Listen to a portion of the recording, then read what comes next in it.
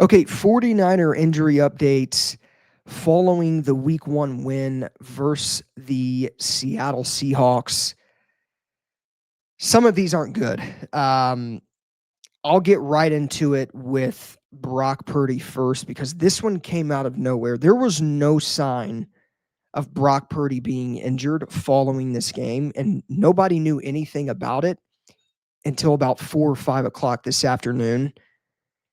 Brock Purdy suffered a shoulder injury and a toe injury versus the Seahawks yesterday, and his status for practice this week is undetermined. So,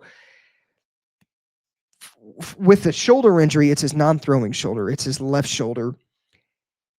He suffered that injury when he was hit on an attempted pass to Ricky Pearsall.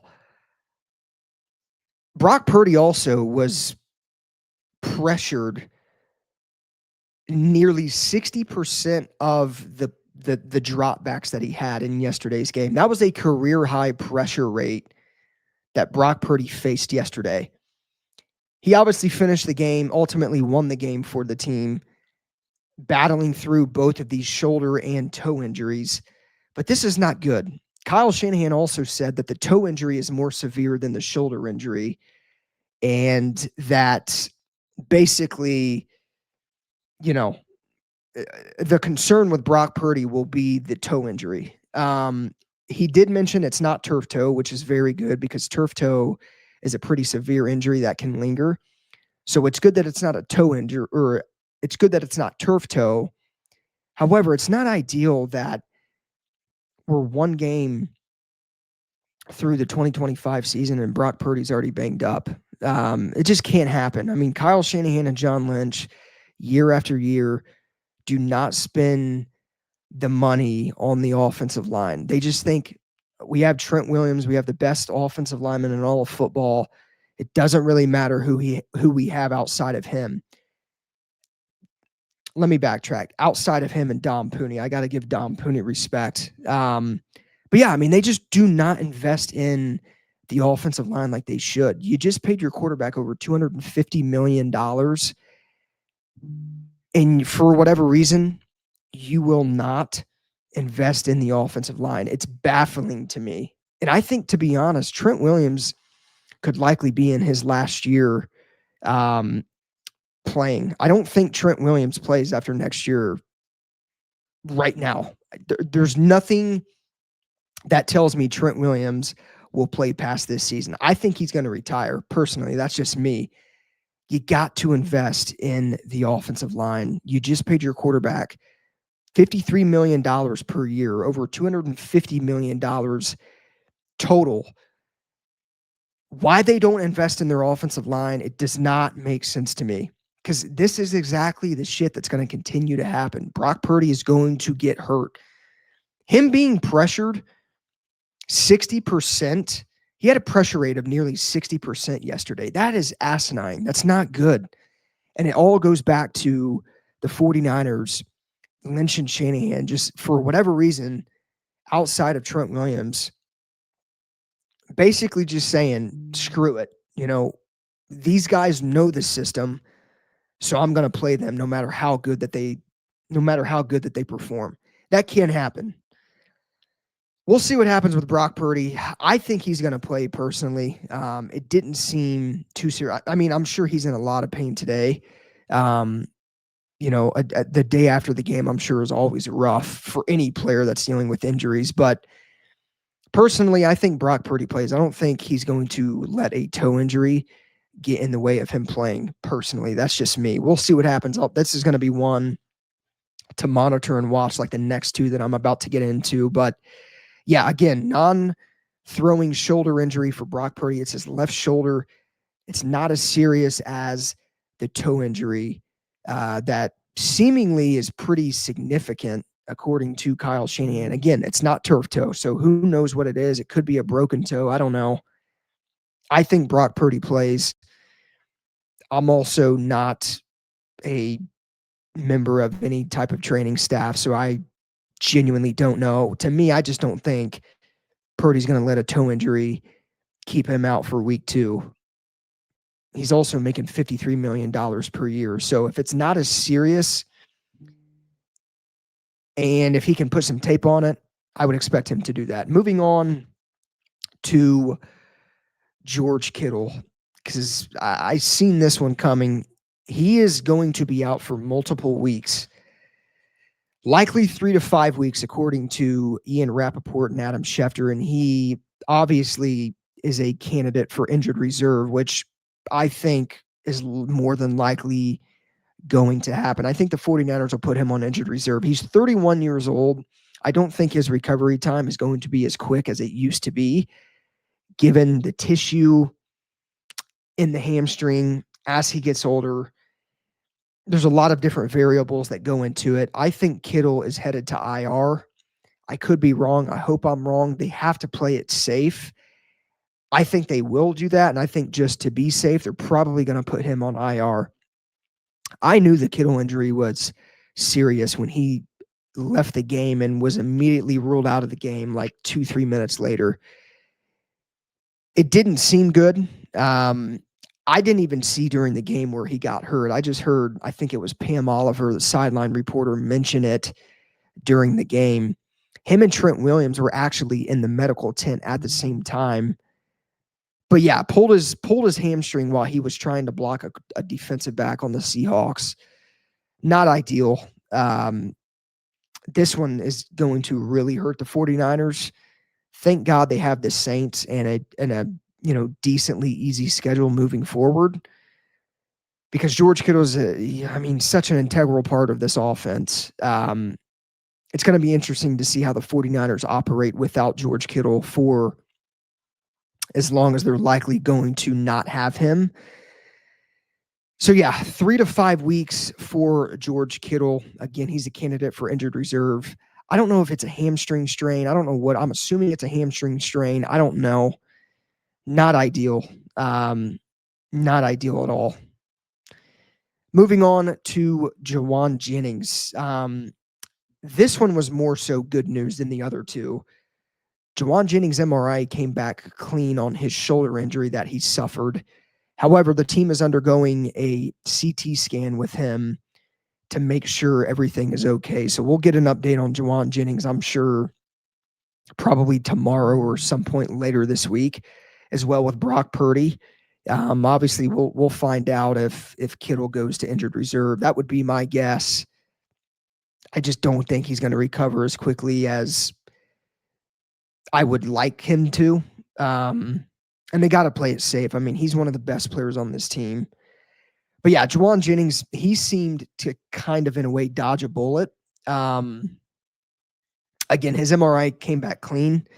They are still waiting on a CT scan, I guess, to just make sure everything is good to go. I would expect him to play week 2 versus the New Orleans Saints. However, they just signed Kendrick Bourne. So, I mean, if this is a thing where it's kind of continuing to bother him throughout the week, I wouldn't play Jauan Jennings. There's no reason to. The 49ers should win this game, no matter if Brock Purdy, Jauan Jennings, and George Kittle are all out.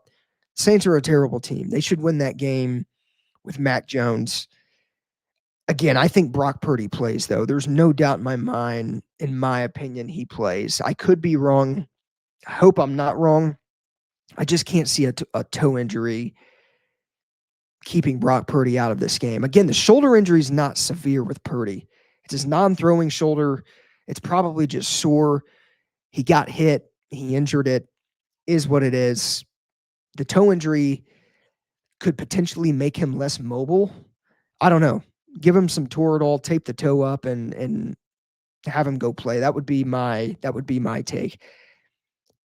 However, if this is a thing with Brock Purdy where it continues to linger and whatnot, and he genuinely is in pain, obviously don't play him.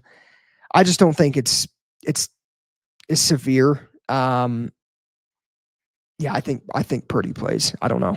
I've said that like 3 times, but we'll see what happens with all these injuries. But yeah, Jennings seemed to dodge a bullet, so that is the good news.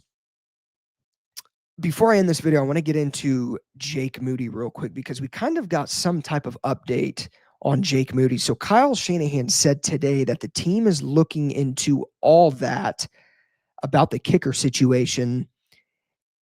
He also mentioned the team is still evaluating a potential change. But yesterday, he mentioned that there's no question Jake Moody would be the kicker going into week 2 versus the New Orleans Saints. So he kind of just completely changed his tone on the Jake Moody situation. I said this in the post-game recap video yesterday. Jake Moody should not be on this team no more. I think everybody can agree on that. It's been a reoccurring theme for Jake Moody to struggle. He struggled very bad last year. They get a new special teams coordinator. He has an entire offseason to prepare and get better. He allegedly beats out veteran kicker Greg Joseph in a kicker competition, and then goes into week 1 and misses a 27-yard field goal, and then has a 36-yard field goal blocked before he finally made a field goal on his 3rd try. That cannot happen. Kicker is one of the more important positions on a football team. A kicker will decide a game being won and a game being lost in a heartbeat. The rate that Jake Moody is struggling is absurd, and you cannot keep a guy like that on the team.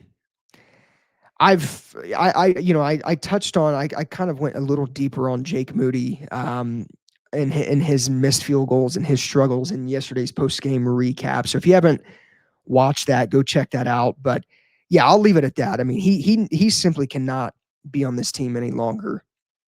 There should be zero tolerance for how awful Jake Moody has been. Especially coming off of the season that he did last year, he should have been on the tightest leash possible. And somehow it's Monday and Jake Moody's still on this team. So we'll see what happens. I don't know. I mean, like I said, Kyle Shanahan mentioned that the team is looking into a potential change. They're still kind of evaluating things. I don't know, man. I think if Jake Moody goes into the New Orleans Saints game and he is still the kicker and he struggles again, and the 49ers don't move on from him after that, I might lose my mind. So we'll see what happens. One more injury that I didn't mention that I want to get into. Almost forgot about this one. Ben Bartch, 49ers offensive lineman. He has a sprained knee and is going to be day today. So it's not serious, but still something worth noting. A lot of injuries from this freaking game, man. I don't get it. Man. So yeah, I think Ben Bartch seems to be fine. I think he'll play week 2 versus the Saints. Obviously it's good that it's day today, but still not ideal that he also was hurt in this game. So I will keep you guys updated on Jauan Jennings and Brock Purdy. Those two guys I'm sure are going to have injury updates towards the end of this week. It's going to be interesting to see if both of those guys practice, how many days they practice and things like that. I would imagine they keep Purdy out almost the majority of the week, and then they might give it a go the last practice of the week to kind of see how he's feeling and whatnot. But I would imagine the first 2 to 3 days of this week, they're probably going to rest Brock Purdy. Jauan Jennings, I think, he may not practice for the first couple days, but I think towards the end of the week, he'll start to ramp up. So again, I would expect Brock Purdy to play week 2 versus the Saints, even though his status is kind of undetermined still. I think Jauan Jennings plays. Ben Bartch, I think, will play. And Jake Moody should be cut. So yeah, let me know what you guys think of these injury updates in the comments down below.